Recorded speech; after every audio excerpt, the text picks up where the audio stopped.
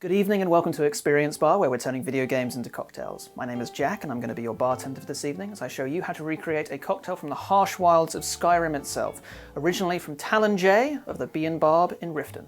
This is the Velvet LeChance. Let's get started.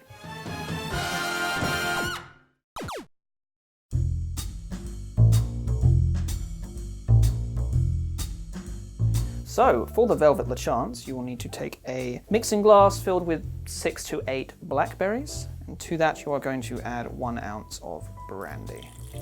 We are then going to give it a good old muddle. Muddle. Now don't worry too much about breaking these up because we are going to be fine straining this. You just want to infuse the brandy with a bit of that blackberry flavour. So once it's all nice and mushy, I should probably about do it.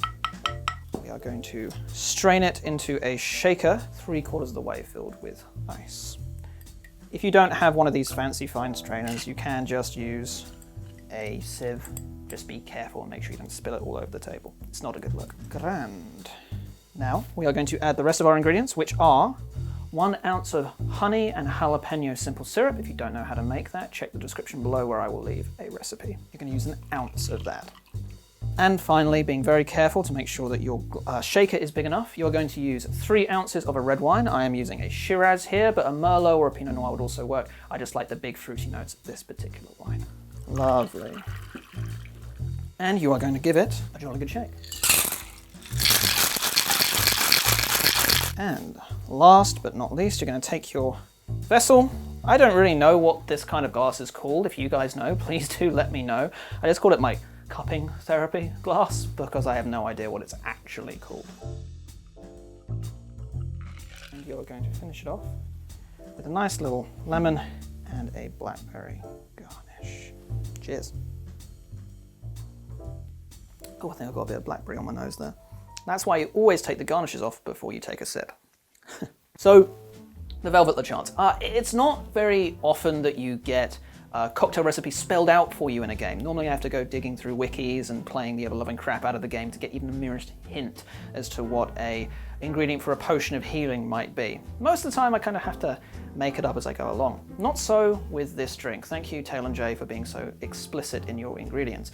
He describes the drink as being a mixture of blackberries, honey, spiced red wine, and nightshade. Now I like this show, I like making the drinks, and I certainly like drinking them, but I do draw the line at drinking poison. We have replaced the nightshade in the original recipe with a cousin to nightshade, which is the red chillies. It's part of the nightshade family, along with potatoes and aubergines and paprika. We've also replaced the spiced red wine with regular red wine. I feel like the red chilies add enough spice to it, and the mulling spices don't play very well together with just pure chili heat. We've also added a little bit of brandy for an extra bit of alcohol heat and to add a little bit more depth to the flavour.